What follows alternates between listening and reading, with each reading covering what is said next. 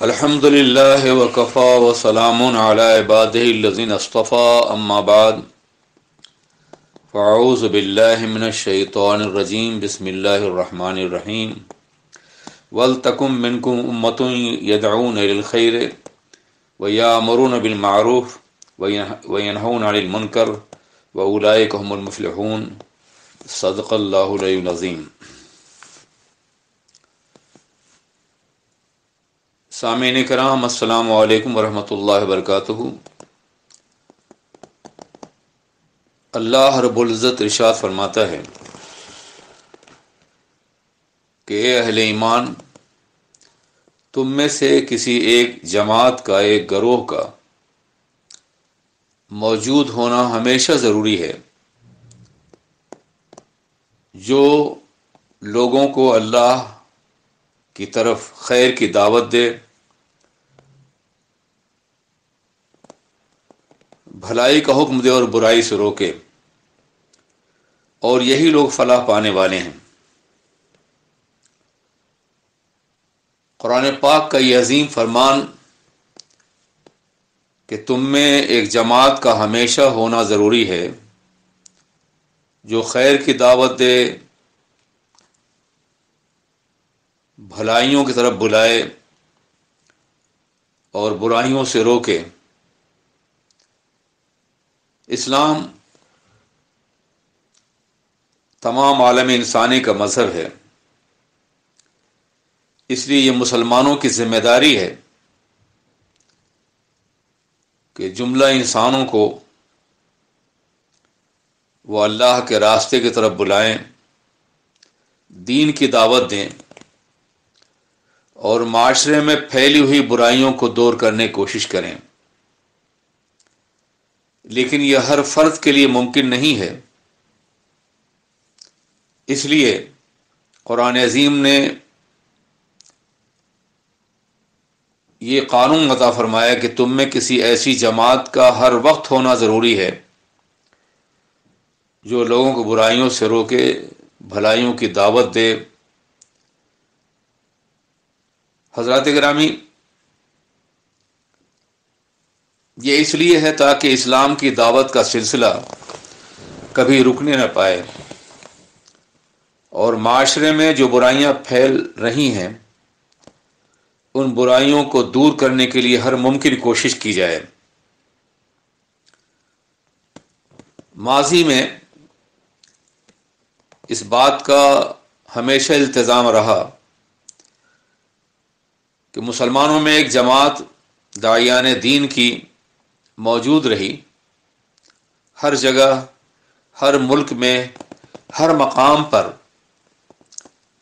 جو دین کی دعوت دیتی رہی، اور اس طرح اسلام غیر مسلم علاقوں میں پھیلتا رہا۔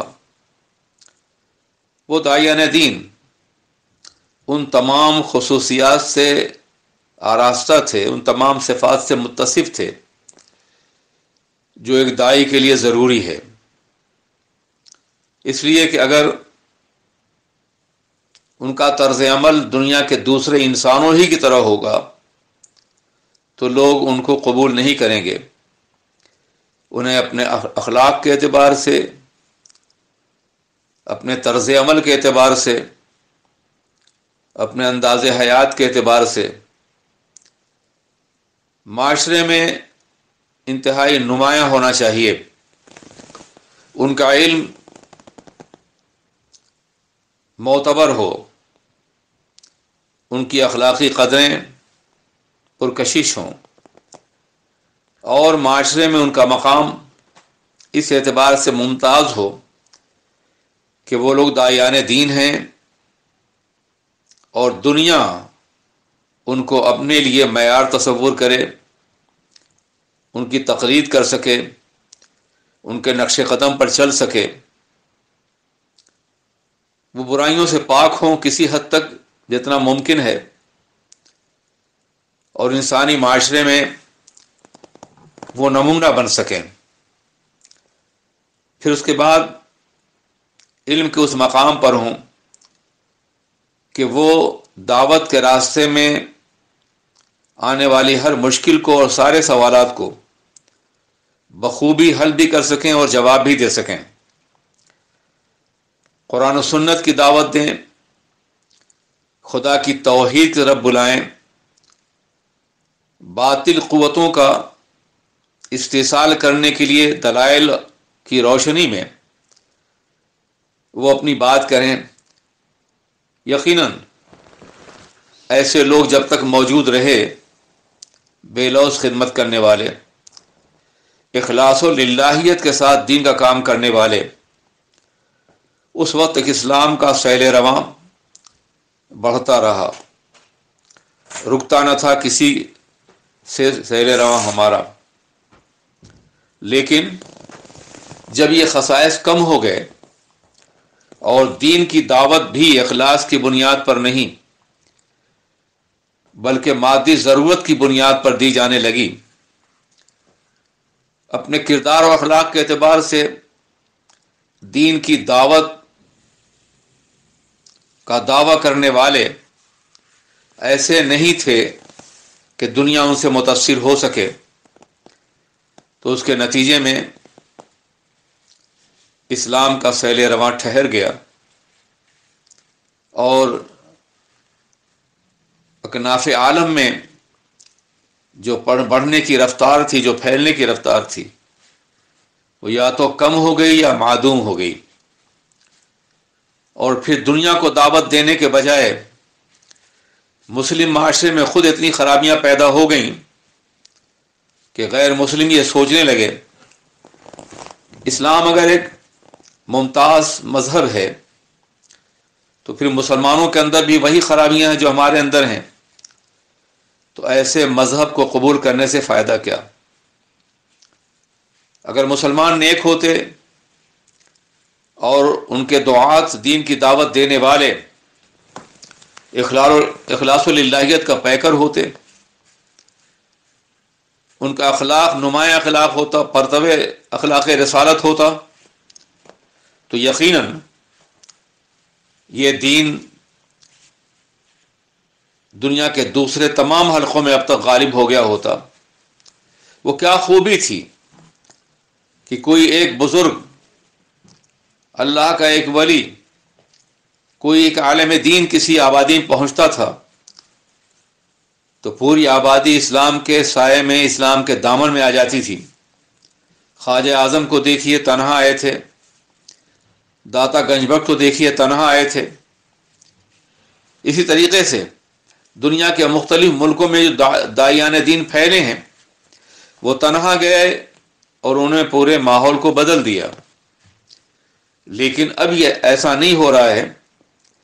اس لیے کہ دعوت کے لیے جو حقیقی تقاضے ہیں ان سے ہم محروم ہو گئے ہیں۔ قرآن عظیم نے اسلام کے نظام کو آگے بڑھانے کے لیے اس بات پہ زور دیا ہے کہ مخلصین کی، ارباب علم و دانش کی ایک ایسی جماعت ہونی چاہیے جو ہر دور میں اسلام کو دنیا کے سامنے پیش کر سکے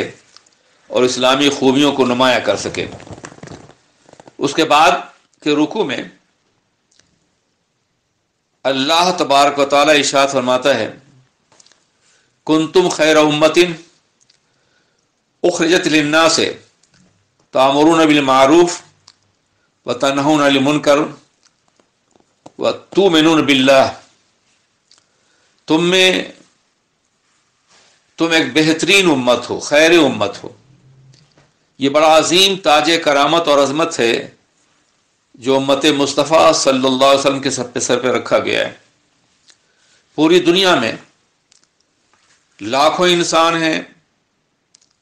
ہزاروں جماعتیں ہیں، کروڑوں انسان ہیں، ان کا اپنا اپنا طرز حیات ہے، طرز زندگی ہے، مختلف مذاہب کے ماننے والے ہیں، لیکن آقائے دو جہاں سرور کائنات محمد الرسول اللہ صلی اللہ علیہ وسلم کی امت کو خیر امت کے لقب سے یاد کیا گیا ہے۔ ایک مسلمان اگر صرف اتنا سوچ لے کہ ہم اس عظیم مذہب کے ماننے والے ہیں جس مذہب کے ماننے والوں کو خیر امت سے نوازا گیا ہے، تو شاید وہ اپنا انداز زندگی بدل کر دین کی برتری اور کامیابی کے لیے کوشش کرے۔ فرمایا کہ تم بہترین امت ہو، تمہیں اس لیے ابھارا گیا ہے، پیدا کیا گیا ہے کہ تم لوگوں کو بھلائی کا حکم دو اور برائی سے روکو اور اللہ پہ کامل یقین رکھو۔ حضرات، خیر امت کے لیے شرط یہ تھی کہ تم برائیوں سے روکو، بھلائیوں کا حکم دو اور اللہ پہ ناقابل شکست یقین رکھو۔ یہ تین باتیں جب جمع ہو جائیں گی تو اس امت کو خیر امت کے لقب سے نوازا جائے گا۔ بلا شبہ ہم آج بھی خیر امت کے منصب سے نوازے جا سکتے ہیں، مگر شرط یہ ہے کہ ہم اپنی ذمہ داریاں پوری کریں، امر بالمعروف اور نہی عن المنکر کا فریضہ انجام دیں۔ اب یہاں سوال پیدا ہوتا ہے کہ اس سے پہلے جو رکوع ہے اس میں یہ کہا گیا ہے کہ تم میں ایک گروہ اور ایک جماعت کا ہونا ضروری ہے جو دین کی دعوت دے، اور یہاں فرمایا جا رہا ہے تمام انسانوں سے، تمام مومنین سے، کہ تم کو خیر امت اس بنیاد پہ قرار دیا گیا ہے تاکہ تم لوگوں کو بھلائی کا حکم دو اور برائی سے روکو۔ تو کیا ہر انسان کے ذمے ہے کہ وہ یہ کام کرے؟ اگر ہر انسان کی یہ ذمہ داری ہے تو پھر ایک جماعت کا خاص طور پہ تذکرہ کیوں کیا گیا؟ حضرات گرامی، ہاں یہ ہر انسان کی ذمہ داری ہے، مگر ہر ایک کا طریقہ کار، اس کی مسئولیات اپنے اپنے دائرے کے اعتبار سے، اپنی اپنی صلاحیتوں کے اعتبار سے مختلف ہو سکتا ہے۔ ایک عالم دین اپنے علم کے ذریعے سے لوگوں کو خیر کی طرف دعوت دے اور برائیوں سے روکے۔ ایک سرمایہ دار ان دعات کے لیے سہولتیں پیدا کرے اس جماعت کے لیے جو دین کا کام کر رہی ہے۔ عام انسان اس جماعت میں شامل ہو کر کے، دین کے کام کرنے والی جماعت میں شامل ہو کر کے اس کو تقویت دیں، اسے قوت پہنچائیں، اور جس کی جتنی صلاحیت ہے اس صلاحیت کے اعتبار سے وہ دین کی دعوت دے اور معاشرے سے برائیوں کو دور کرنے کی کوشش کرے، اور یہ ہر انسان کر سکتا ہے۔ ایک سربراہ مملکت اپنی مملکت کا ذمہ دار ہے اور وہ اپنی پوری مملکت میں برائیوں کو روکنے اور بھلائیوں کو پھیلانے کام کرے، یہ اس کی ذمہ داری ہے۔ ایک سربراہ قبیلہ، خاندان کا بڑا آدمی، وہ اپنے دائرۂ عمل میں یہ کام کرے۔ اسی طریقے سے جو جب اور جیسے بھی کر سکتا ہو، اپنی اپنی صلاحیتوں کے اعتبار سے، اپنی اپنی استعداد کے اعتبار سے، اور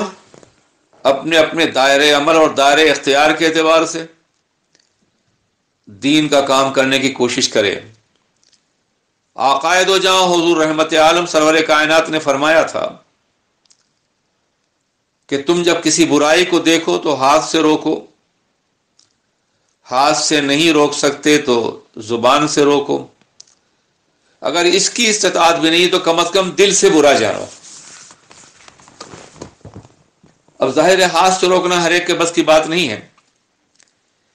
اس لیے شارحین نے حدیث نے یہ کہا کہ ہاتھ سے روکنے کا مطلب یہ ہے کہ جو ارباب اقتدار ہیں وہ طاقت اور قوت کے ذریعے سے برائیوں کا استحصال کریں اور اوامر پر عمل کرانے کی کوشش کریں۔ جو اہل علم ہیں وہ اپنی زبان سے دین کی دعوت دیں، برائیوں سے روکیں، اور جو یہ بھی نہیں کر سکتے تو دل سے برا جانے برائیوں کو اور بروں کی صحبت سے بچنے کی کوشش کریں۔ یہ بھی دعوت کا ایک مناسب طریقہ ہے۔ اس لیے خیر امت کے منصب کے مستحق وہی لوگ ہیں جو برائیوں سے روک رہے ہوں اور بھلائیوں کی دعوت دے رہے ہوں اور اللہ پہ کامل یقین رکھتے ہوں، یہ ایمان رکھتے ہوں۔ آج یہ سلسلہ ختم ہو چکا ہے۔ جنہیں خیر امت کہا گیا تھا اسی کے افراد اپنے معاشرے میں وہ ساری برائیوں کا ارتکاب کر رہے ہیں جن برائیوں کو دور کرنے کے لیے اسلام جلوہ گر ہوا تھا، جن برائیوں کو دور کرنے کے لیے ان کے سر پہ تاج خیر امت رکھا گیا تھا، تاج کرامت رکھا گیا تھا۔ آج برائیاں وہ معاشرے میں موجود ہیں۔ بہت کم ایسے لوگ ہیں جو اللہ کے دین کی دعوت کے لیے اپنے وجود کو باضابطہ تیار کر سکیں۔ ان لوگوں کی اکثریت ہے معاشرے میں جو برائیاں پھیلا رہے ہیں، برائیوں کی تائید کر رہے ہیں، برائیوں کے ساتھ ہیں، اور وہ لوگ کم ہیں جو برائیوں سے بچنے اور بچانے کی کوشش کر رہے ہیں۔ امت ایک جماعت کو کہتے ہیں، ایک قوم کو کہتے ہیں۔ جب تک جماعت اور قوم کے سارے افراد اس قابل نہ ہو جائیں کہ وہ دین کی دعوت دیں، برائیوں سے روکیں، بھلائیوں کی طرف بلائیں، اس وقت تک خیر امت کا منصب انہیں میسر نہیں آئے گا۔ دنیاوی وقار اور عظمت کے اعتبار سے ہاں، اگر ایمان ہے تو یقیناً ایمان کی وجہ سے وہ خیر امت کے لقب سے نوازے جائیں گے، مگر یہ منصب دنیا میں اسی وقت اپنی پوری قوت کے ساتھ جلوگر ہوگا کہ جب لوگ اللہ کے احکامات کی اتباع کریں اور لوگوں کو دین کی طرف دعوت دیں۔ قرآن عظیم نے اس کے ساتھ یہ بھی ارشاد فرمایا ہے کہ یہ لوگ دین کی دعوت کے ساتھ ساتھ دین کے راستے میں پیش آنے والی مشکلات اور دشواریوں کو صبر اور سکون کے ساتھ برداشت کرنے کے لیے بھی تیار ہوں۔ اگر ایسا ہوگا تو پروردگار عالم کی مدد ان کے شامل حال ہوگی اور یقینی طور پر وہ کامیاب ہوں گے، سرفراز ہوں گے۔ آپ داعیان دین کی تاریخ کا مطالعہ کریں اور ان افراد کا جائزہ لیں جنہوں نے تنہا کسی میدان میں قدم رکھا اور نصرت الہی ان کے ساتھ تھی اور اللہ نے کامیابیوں سے ہمکنار فرمایا۔ افریقہ کے مختلف علاقوں میں بہت تھوڑے لوگ پہنچے اور انہوں نے افریقہ کے بیشتر علاقوں کو مسلم افریقہ میں تبدیل کر دیا۔ چائنا کی سرزمین پر عہد تابعین میں کچھ لوگ پہنچے تھے اور وہاں کئی کروڑ مسلمان جلوگر ہو گئے۔ ملیشیا اور انڈونیشیا کی زمین پہ تھوڑے تاجر پہنچے تھے اور ان تاجروں نے اپنے کردار، اپنے اخلاق اور دعوت کے جذبے کے تحت کام کیا۔ ان کے ایک ہاتھ میں مال تجارت ہوتا تھا اور دوسرے ہاتھ میں قرآن عظیم ہوتا تھا۔ اپنے انصاف پسند مزاج سے، اپنے عدل کی بنیاد پر، ایمانداری کی بنیاد پہ انہوں نے دلوں کو جیتا اور پھر ان دلوں کے اندر قرآن پاک کا نور اتار دیا انہوں نے۔ لیکن کیا آج دنیا میں کوئی ایسی جماعت پائی جاتی ہے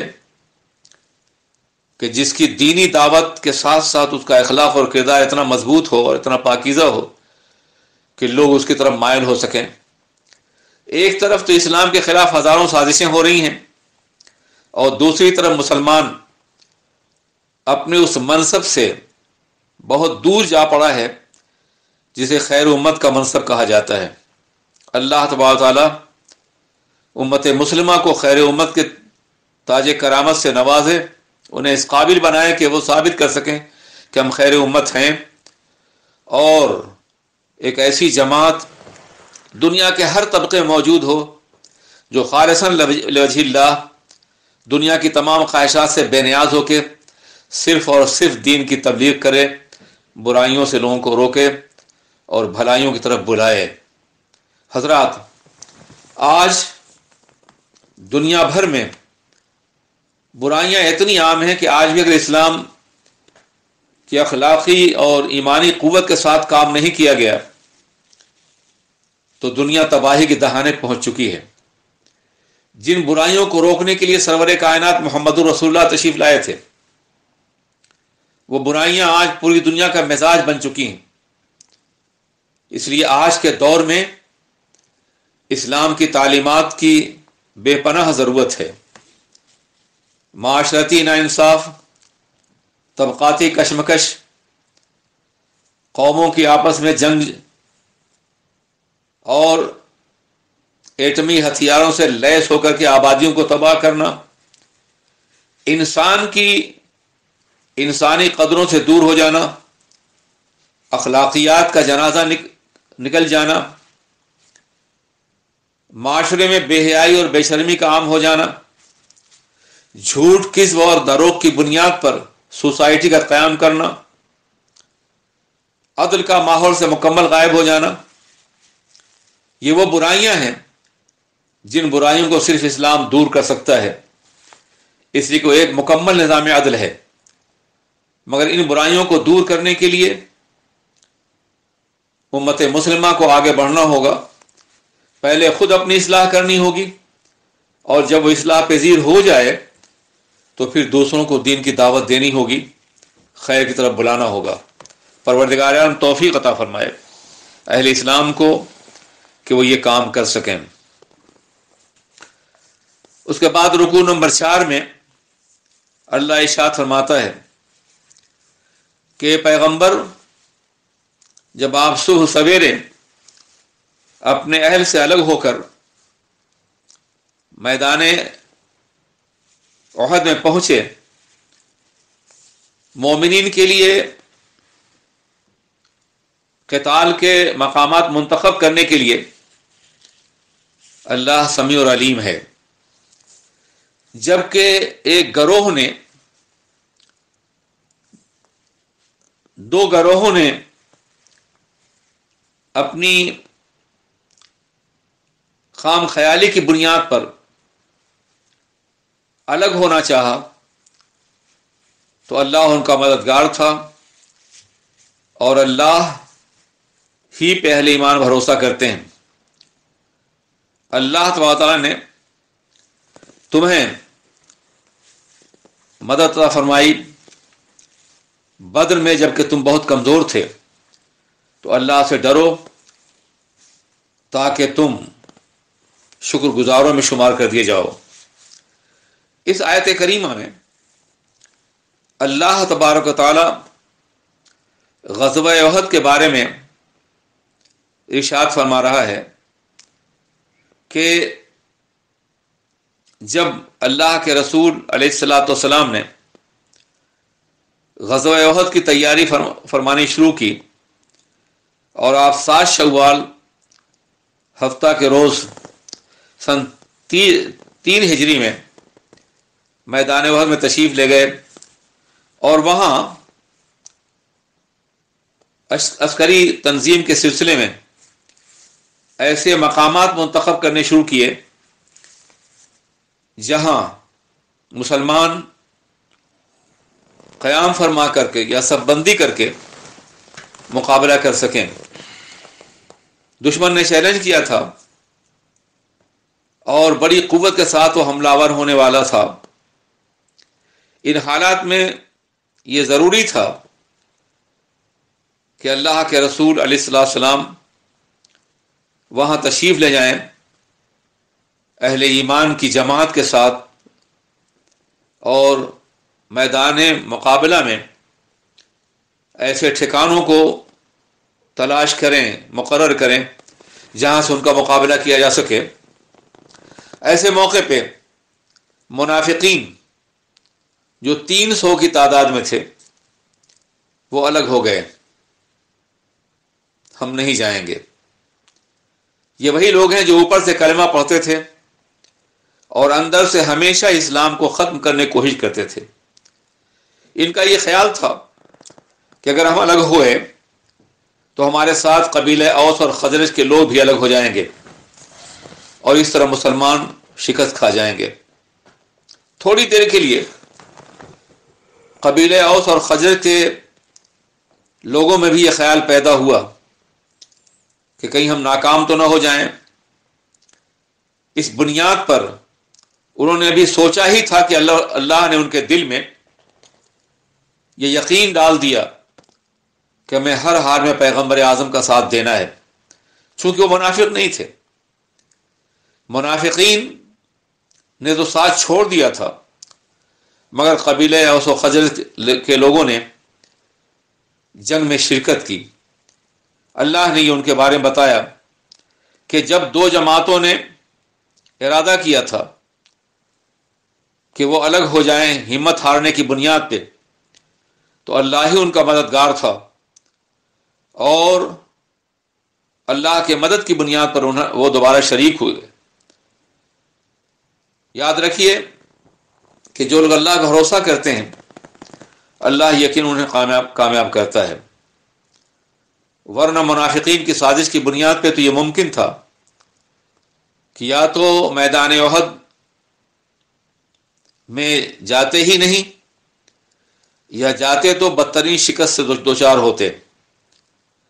تھوڑی دیر کے لیے تکلیف ضرور پیش آئی۔ آقائے دو جہاں نے کچھ لوگوں کو، جن کی تعداد 40 تھی، ایک پہاڑ پہ کھڑا کر دیا تھا کہ کچھ بھی ہو جائے تم یہاں سے نہ اترنا۔ مقابلہ ہوا، دشمن پیٹ پھیر کے بھاگ گیا،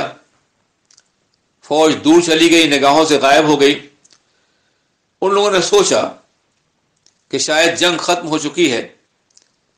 اور انہوں نے آقائے دو جہاں کے اس حکم کے سلسلے میں اپنے ذہن میں یہ تعبیر کر لی ہوگی کہ یہ شاید جنگ کے وقت تک یہ معاملہ تھا کہ ہم یہاں کھڑے رہیں۔ وہ اتر آئے، اسلحے اتار دیے، سامان سمیٹنے میں لگ گئے، مگر بعد میں پھر دشمن نے پہاڑ کے پیچھے سے حملہ کیا اور لوگ بکھر گئے۔ عالم یہ تھا کہ آقائے دو جہاں چند صحابہ کے ساتھ تنہا رہ گئے تھے۔ وہ زخمی ہوئے اور پانسا پلٹ گیا، لیکن بعد میں پھر مسلمان جمع ہوئے اور کفر کی قوت کو شکست ہو گئی اور وہ لوگ واپس چلے گئے، مگر اس میں مسلمانوں کو بہت بڑا جانی نقصان ہوا۔ یہ نقصان اس لیے ہوا کہ ان لوگوں نے اللہ کے رسول کے فیصلے سے اپنے خیال کے مطابق کہ وہ ٹھیک کر رہے ہیں انحراف کیا، اور اس کی بنیاد پہ خاصا نقصان میدان احد میں مسلمانوں کو اٹھانا پڑا، یہاں تک کہ جناب سیدنا امیر حمزہ رضی اللہ تعالیٰ عنہ اور ان کے ساتھ 70 صحابہ وہاں شہید کر دیے گئے۔ پتہ ہی چلا کہ جب تک مسلمان خواہ وہ حالت امن ہو یا حالت جہاد ہو، جب تک احکام رسول کی پابندی کرتا رہے گا اس وقت تک اسے کامیابی ملے گی، عزت و آبرو میسر آئے گی، اور جب ایک بھی حکم رسول سے انحراف کرے گا تو میدان حیات میں اسے شکست ہو جائے گی۔ احد کا مارکا ہمیں اس بات کی تلقین کر رہا ہے، اور اس کے ساتھ ساتھ جب معاملہ درپیش ہو دشمن سے تو کہیں بھی کسی طرح کی بزدلی قلب کے اندر پیدا نہ ہونے پائے۔ ایک تھوڑا سا خیال آیا تھا قبیلے سے اوس و خزرج کے درمیان میں کہ ہم بھی واپس چلے جائیں، جیسے کہ منافقین گئے تھے، وہ انہیں منافق تو سمجھتے نہیں تھے، لیکن اللہ نے ان کے دلوں کو جما دیا اور پھر وہ حق پر قائم رہے۔ رکوع نمبر 5 میں اللہ ارشاد فرماتا ہے، یا ایھا الذین آمنوا لا تاکلوا الربا اضعافا مضاعفا واتقوا اللہ لعلکم تفلحون۔ اے ایمان والو، سود نہ کھاؤ بڑھا چڑھا کر کے، سود در سود، اور اللہ سے ڈرو تاکہ تم فلاح پا جاؤ۔ حضرات، عربوں میں جو برائیاں تھیں، ان برائیوں میں صدیوں کے دامن پھیلی ہوئی ایک بہت بڑی برائی سود کی تھی۔ سرمایہ دار غریبوں کو سود پر پیسہ دیتے تھے اور پھر انہیں اس قابل نہیں رکھ چھوڑتے تھے کہ وہ کبھی ادا بھی کر سکیں۔ اسے اضعاف مضاعفہ کے نام سے یاد کیا گیا ہے، یعنی سود در سود۔ کسی نے اگر 1000 دینار لیا، سال بھر میں وہ 1500 دینار بن گیا سود کی بنیاد پہ، تو اگر وہ نہ دے سکیں تو پھر اس کے بعد وہ 1500 پہ سود لگتا، پھر 2000 پہ، پھر 3000 پر۔ اس طرح بڑھتے بڑھتے کے وقت ایسا آ جاتا تھا کہ وہ رقم ادا ہی نہ کر سکیں، اور جب کوئی رقم ادا نہیں کرتا تھا تو سود خوار سرمایہ دار ان کو اپنا غلام بنا لیتے تھے، گویا وہ ان کے خریدے ہوئے ہیں۔ اس طرح غلامی کا رواج بڑھتا جا رہا تھا، اور غریب سرمایہ داروں کی مٹھی میں انتہائی کربناک حالات سے دوچار تھا۔ ایسے موقع پہ حضور سید عالم سرور کائنات علیہ السلام نے سود سے منع فرمایا، اور قرآن عظیم نے سود کی حرمت کے سلسلے میں آیتیں نازل فرمائیں کہ سود حرام ہے۔ حضرات گرامی، آقا دو جہاں نے خطبہ حجۃ الوداع میں آپ نے فرمایا کہ آج کے بعد سود ہمیشہ کے لیے حرام قرار دے دیا گیا ہے۔ میں نے سب سے پہلے اپنے خاندان کا سود معاف کیا، اور اے لوگ تم بھی سود معاف کر دو، اور آج کے بعد یہ نظام اسلامی معاشرے میں باقی نہیں رہے گا۔ غلامی اور بدترین غلامی کا یہ دور آقا دو جہاں کے ذریعے سے ختم ہوا۔ قرآن پاک نے اس کی وضاحت فرما دی ہے، اور یہ بھی ارشاد فرمایا کہ اس آگ سے بچو جو کافروں کے لیے تیار کی گئی ہے، اللہ اور اس کے رسول کی اطاعت کرو تاکہ تم پہ رحم کیا جائے، اور دوڑو اپنے رب کی مغفرت کے لیے، ایسی جنت کے حصول کے لیے جس کی وسعت آسمانوں اور زمین کے برابر ہے۔ یہ تیار کی گئی ہے پرہیزگاروں کے لیے، ان لوگوں کے لیے جو اللہ کے راستے میں خرچ کرتے ہیں، خوشحالی میں بھی اور تنگ دستی میں بھی، اور غصہ پی جانے والے ہیں اور لوگوں کو معاف کرنے والے ہیں، اور اللہ محسنین کو احسان کرنے والوں سے محبت فرماتا ہے۔ سود کے بعد یہ آیات مبارکہ اس لیے بتا دی گئیں، ان کو نازل کیا گیا کہ سود کا کاروبار تو بند کرو، لیکن اگر تم یہ محسوس کرتے ہو کہ معاشرے میں کوئی ضرورت مند ہے، بھوکا ہے، پریشان حال ہے، تو اس کی مدد کرو، بجائے سود پہ پیسہ دینے کے اسے فی سبیل اللہ اس کی مدد کرو تاکہ اس کی غربت دور ہو جائے۔ اور یہ مدد صرف سرمایہ دار ہی نہ کریں، بلکہ تم میں وہ لوگ جو خود معاشی تکلیف مبتلا ہیں وہ بھی اپنی بساط بھر اپنے دوسرے بھائیوں کی مدد کرنے کی کوشش کریں، اور اس طرح سے بغیر سودی نظام کے بھی معاشرے میں امن قائم ہو سکتا ہے اور معاشی مشکلات دور ہو سکتی ہیں۔ حضرات گرامی، یہ ساری تعلیمات انسانی فلاح و بہبود کے لیے ہیں، اور جب انسان تعلیمات قرآنی پر عمل کرے گا تو یقیناً وہ محسنین میں شامل ہوگا جن سے اللہ محبت فرماتا ہے۔ پروردگار عالم ہمیں اور آپ کو تعلیمات قرآن پر عمل کرنے کی توفیق عطا فرمائے، اور ہمیں اس بات کی توفیق عطا فرمائے کہ ہم میں کا ہر فرد برائیوں کو اپنی بساط بھر روکے، استطاعت بھر، اور نیکیوں کے لیے کام کرے۔ اور اگر کوئی ایسی جماعت سامنے ہو جو دین کی تبلیغ اور اشاعت کے لیے آگے بڑھ رہی ہو تو اس کی مدد ہر طرح کی جائے۔ اللہ ہم پر اور آپ پہ اپنا فضل فرمائے۔ السلام علیکم ورحمۃ اللہ وبرکاتہ۔